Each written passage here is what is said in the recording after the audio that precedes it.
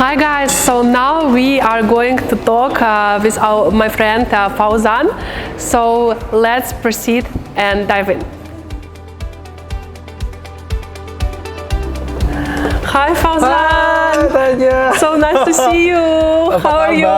Baik. Apa kabar kamu? Kabar baik. Okay, so really nice to see you here today. Yeah. And by the way, hello to everyone and welcome back to my YouTube channel. Today we have a special guest today with us.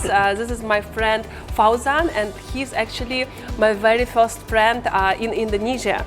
Really? Yes, you're my very first friend in Indonesia since we met in 2014. It was my actually. Oh my god, it was like 9 years ago. Yes, exactly. And actually the reason why I wanted to create this video is because many people are wondering why Tanya loves Indonesia so much, what is the connection of Tanya with Indonesia. And yeah, I wanted to just create an informal video with my friend Fauzan. Maybe it can be a little bit of remembering the old times when we just met. And by the way, Fauzan is also a really outstanding person in my opinion, who achieved a lot by himself, by his own great effort, and he is basically doing lots of things. He's more like me, who is Russian but loves Indonesia, but he is Indonesian who loves Russia. So we are very similar, and we have been knowing each other for like 10 years, right? Almost 10 years. Let's say almost 10 years. Oh, yes. So it's been really great. And so let's discuss and let's see where this conversation brings us. So stay with me and before we start, sign up to my YouTube channel and like this video.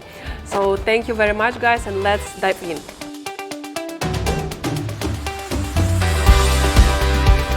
So Fauzan, let's just remember that time when we first met. It was back in 2014, right? Yes. So I didn't remember which month actually.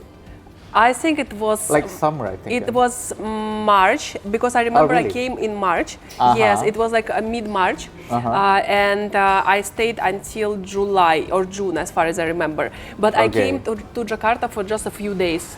Because after that you went to Bali, if I'm not mistaken. Yes. So basically they brought, so I got a scholarship from the Ministry of Foreign Affairs of Indonesia. It's called BSBI. So basically they split us into multiple groups, and they decided which place we go. Some people would go to Bali, some people would go to Jogja, and so how did we even know each other? I don't remember. Who introduced us? Because you were back then, you had an internship in RBTH. Did you remember? Yeah. So you wrote like some articles, and I was I was also not. It was quite new actually for me in RBTH back then, because it was in March. So maybe I was like joined. Still I just joined and then you had an internship. You wrote some articles. I tried to check and edited it, and then I think Lisa, Lisa told me, introduced us, and she said that you would go to Indonesia for internship for the scholarship. And I remember during my internship in Indonesia, I was also writing blogs like about my experience in Indonesia, right?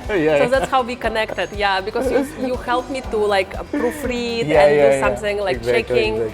Okay, so basically Fauzan is my first friend in Indonesia, and until now we are still friends. So maybe you and at that time you were still studying, right? Or just finished? No, I already finished back then. Okay. It was already 2 years after I graduated. And you graduated from UI, right? From UI, Okay, so what made you, and at that time you were already passionate with Russia, right? So what made you passionate? Well, you see, it's something that I didn't expect at all actually. I mean, I love history. I love, any history, European history, Russian history, I love it. But I never thought that somehow I would end up with Russian people and still connect until now and even now I have lots of friends, Russian friends in Russia or in Indonesia. Yeah, maybe more than Indonesian friends, right?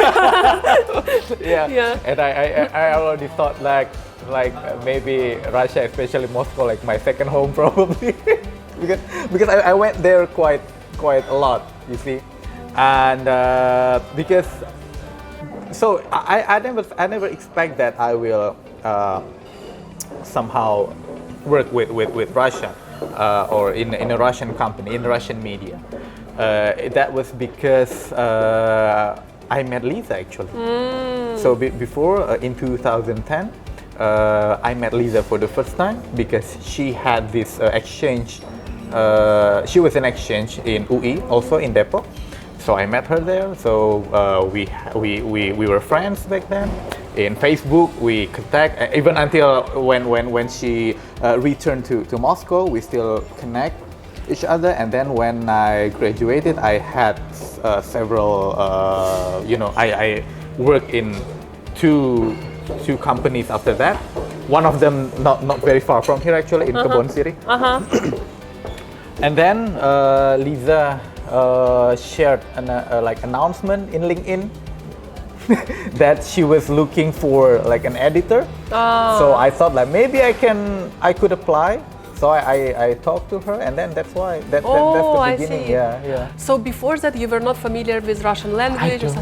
So actually, it's a similar story for me, but in another way, because for me, how my journey with Indonesia started is that when I when I was entering my university, I got. It was in MGIMO, yeah? Yes.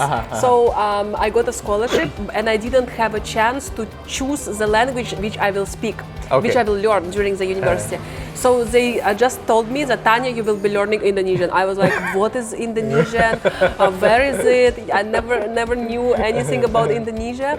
But then I was very excited because it's something interesting, something new. So I decided like, okay, why wouldn't I try?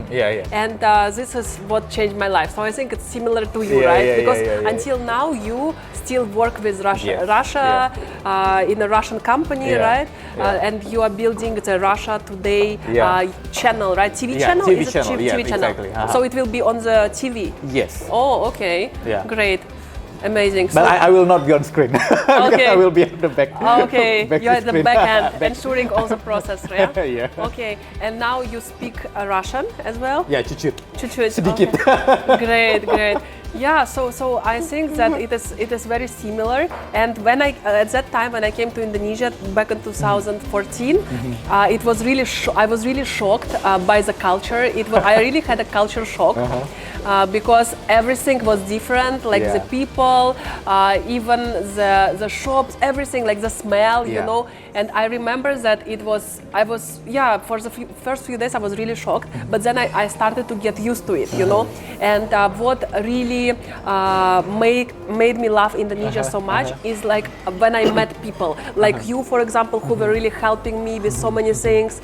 Like when I went to Bali, I also met lots of friends, and that's why I feel that after that time I really became so in love with Indonesia, because I think people are very warm, people are very open-minded, and very helpful, you know, and they are very positive. Like whatever happens, they just remain positive, you know.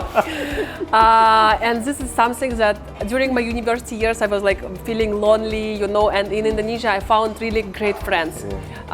Did you feel the same when you went to Russia yourself? Or? Well, yeah, you see, that's interesting because you know, people say that people are very cold in Russia, and something like that. They are not very polite, maybe. They are maybe rude or something like that. So there are lots of stereotypical, you know, myth or stereotypical, character perspective about Russia. But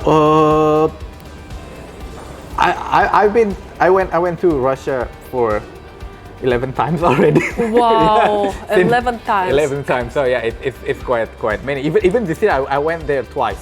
Wow, I didn't know. Where did you go? Moscow? To Moscow, yeah, mostly. When was your last time? Well, actually, I had a very interesting story, but maybe not here. But yeah, we went to Moscow, of course. Okay. But the thing is with Moscow,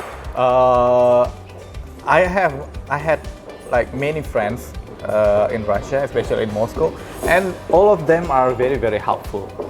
All of them very, very helpful. Even though sometimes, yes, people don't really speak English, for example, but they're very, very helpful. They're very helpful, and that's not only in Moscow, because I went to many cities or regions. For example, I went to Dagestan. It's in the south, yeah? Yes. In the south of Russia. It's different people, different language, and they're very nice people.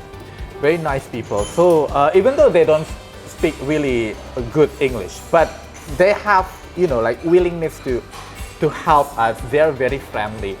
And you see, when maybe in Indonesia, we are very used to with smiling. Yeah. It's easy to smile here. Yeah. But trust me, when you say that Russians don't really smile, well, go to Russia in -3 degrees. Yeah. Let's see. All frozen. Yeah, all frozen. So, but when you know the people, or you know somebody like very close, they're very kind. Yeah. They're really kind. They're very nice. They are willing to help. That's great.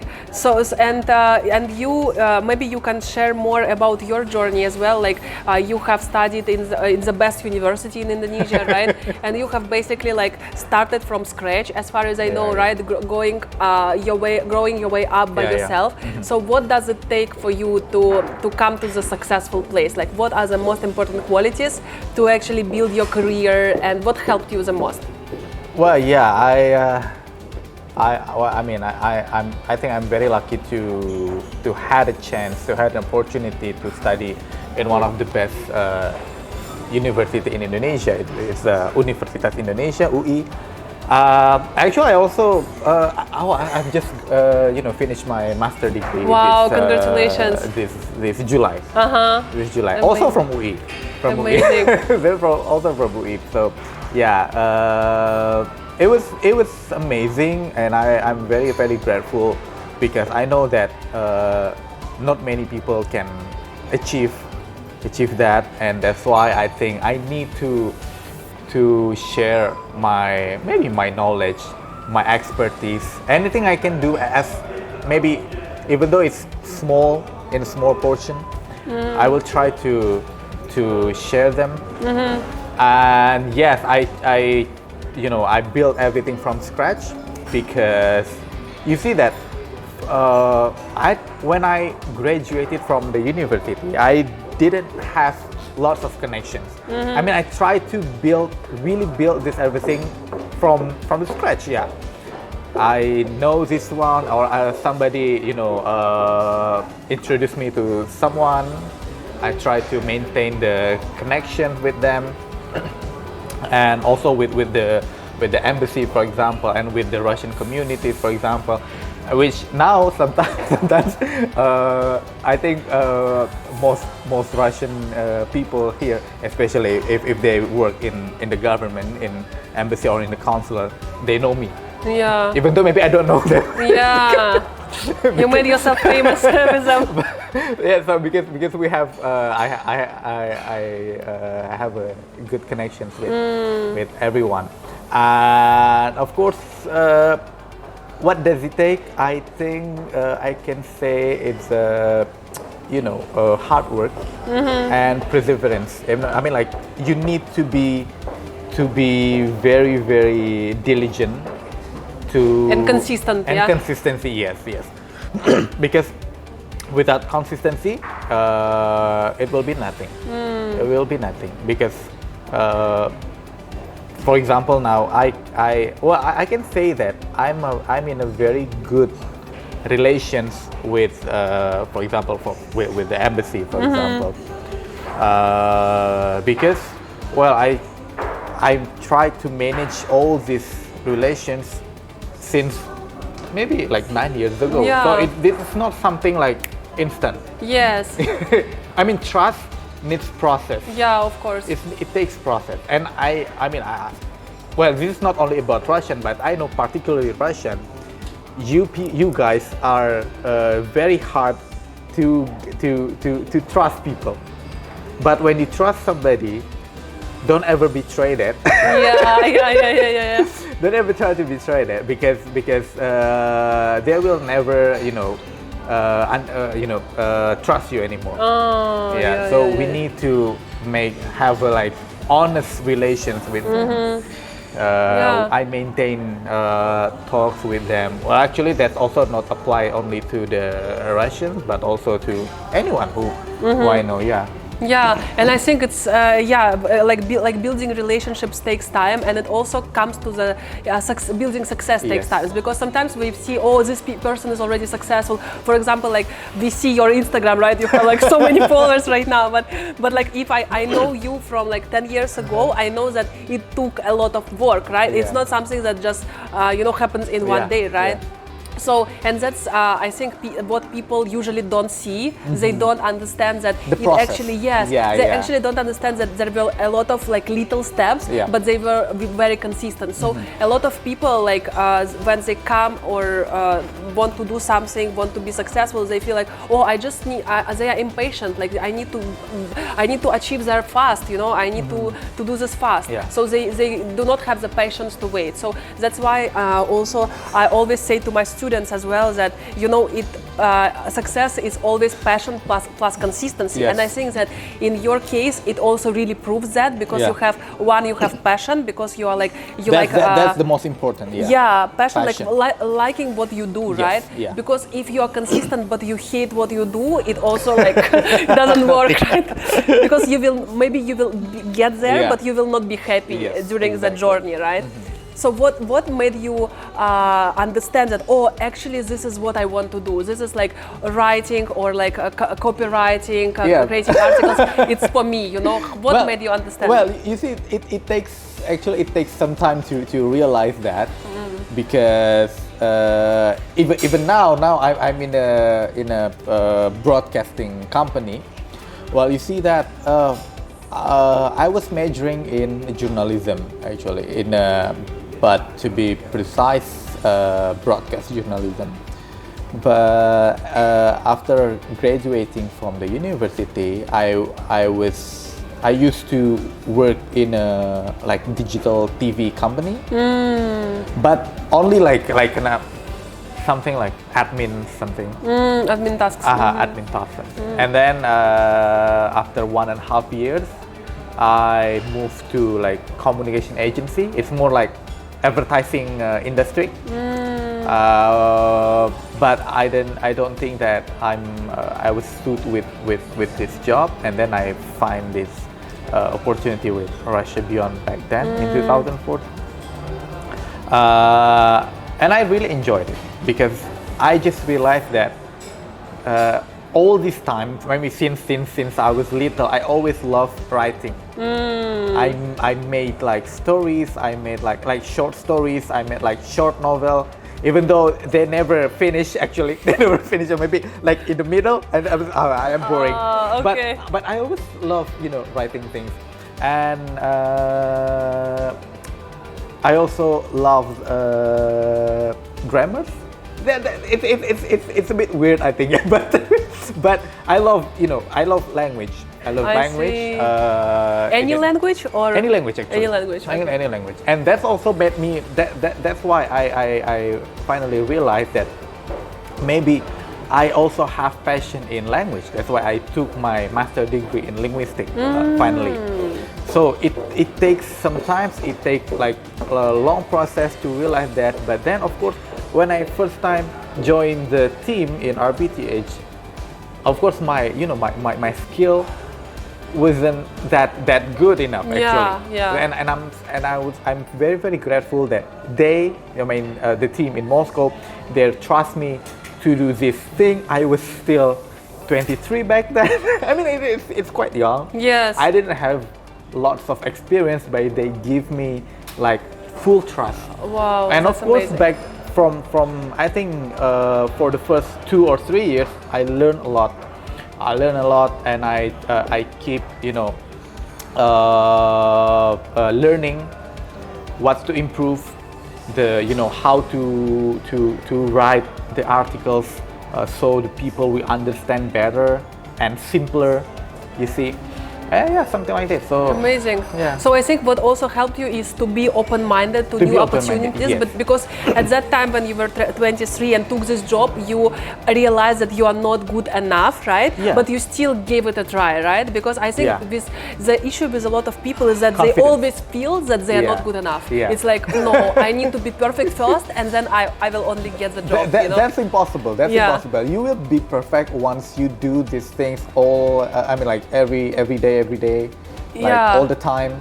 Yeah, step and by even step. more than that, I think it's hard to be perfect at anything because it's like everything is always evolving, right? Yeah, so we need to always learn and grow. Yeah. But of course, you will be confident only when you are at the job for some time, right? Yes. So what do you think made Russia Beyond trust you so much? Is it because of how you presented yourself, or is it what? I think that's because, so you see. When I joined in 2014, I joined in 2013, but I officially became an editor in 2014 in January. Okay. And then on May, that was my first time when I went to Moscow back then. Because we had this annual meeting. Yeah, we had annual meeting, and I went there, and at the time. I was asked to present this new project because at the time BTH Indonesia was new. We launched on November 2013, so it was only not even a year yet. But our performance was quite good back then. So they wanted us to share our experience with this project in Indonesia. How could we achieve this achievement quite good? So so I that was also the first time I had a presentation in the full of people, like foreign people. Wow. I was quite nervous, but everybody was happy and they appreciated me, and I was like, oh, this is very nice. Did you feel nervous? Of course I did. I felt nervous. Wow, how did you overcome this situation when it was like such a big? Yeah, well, I mean, actually, if speaking in the front of people is my thing. I mean, like I already did this many times. It just that was the first time I spoke in the front of foreign people, so like not only Indonesian but many nationalities, and I need to speak in English, in full English. So that what makes me a little bit nervous. But the thing is, I mean, like having like presentation in the front of people, I didn't think that it's an issue.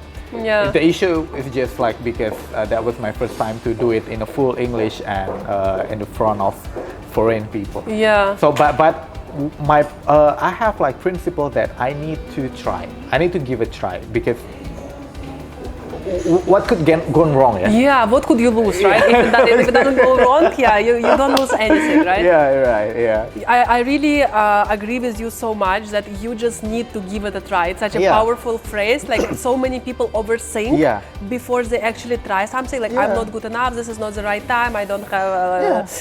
So it is something that so basically it's you being open-minded. You not being afraid to step outside of your comfort zone, and also perseverance and consistency and passion, right? So this is basically the ingredients of success. And I think that how our stories also are similar is because after some time we both realized that we can actually also inspire other people, right? So now I do my online course for virtual assistants, and you are also inspiring people to learn more about Bahasa Indonesia, right? And not foreigners, but Indonesians, right? So can you tell more about this? Like, what do you do and why? What made you interested? It all started because of the pandemic and everything. I mean, people are bored during the pandemic, and they didn't do anything during because they need to stay at home very long time. So, but you see that because 2 years before that, since 2018, I already. I was asked to teach at the university in UI also.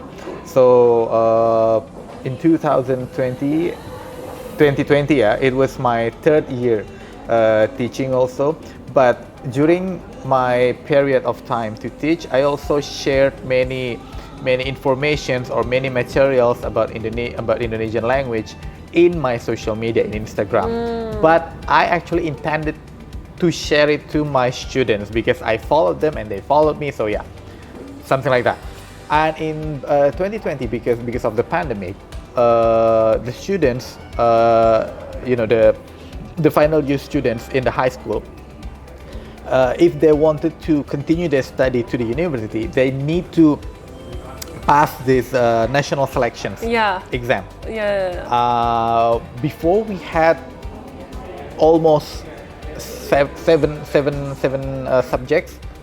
You see there's mathematics, Indonesian, English, and if you're from the science, you're majoring from science, you have like physics, biology, and so on. And if you're from social science, you had like history, geography, and something like that.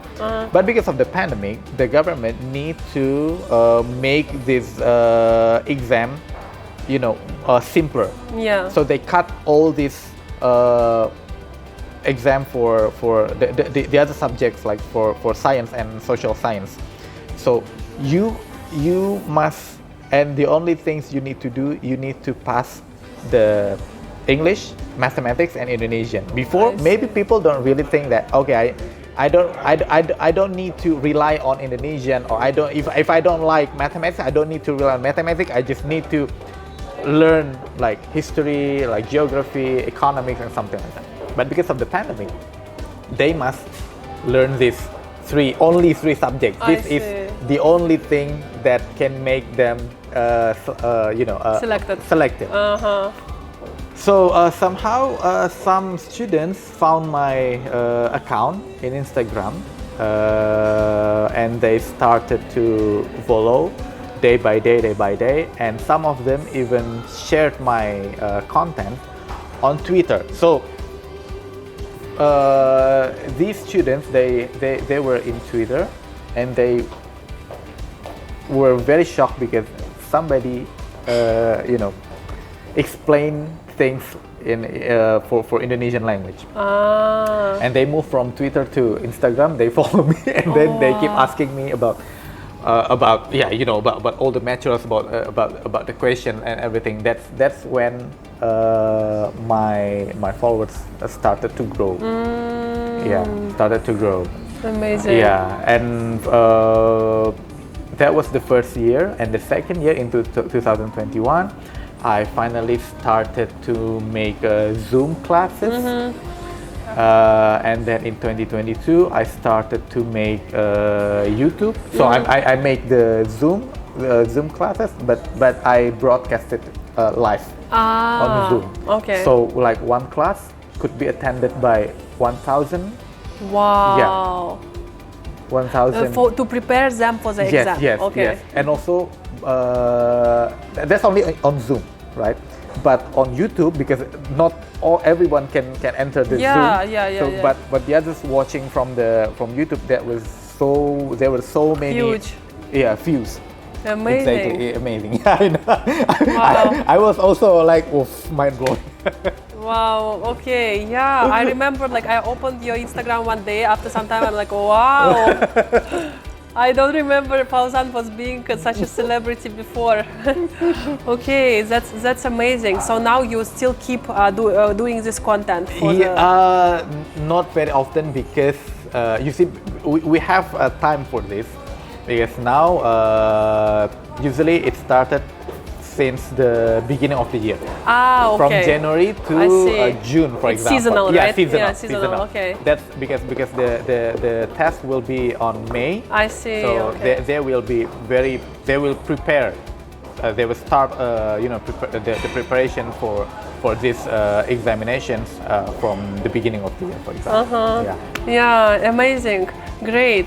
So yeah, I'm just so amazed by how much more I'm learning about you, and really great to understand more about your journey and understand how our lives are very similar in different ways, right? Yeah. So, and I'm very happy that we still keep in touch. So guys, please follow Fauzan on his Instagram, and because you will find lots of useful tips there about Bahasa Indonesia and more. I think you really also write very insightful articles yourself. Like I always read on Facebook. Like on different topics, right? Yeah. So yeah. Just like opinion. Actually. Yeah. Like point of view. So you can guys learn copywriting from Fauzan as well. Yeah. So I think that's all for tonight. Thank you so much, guys, for watching. I think I hope you have enjoyed this informal conversation with Fauzan. And yeah, see you on my YouTube channel. Please don't forget to sign up and like this video, and also drop the comments about what you liked about this video. Thank you, and see you on the next episode.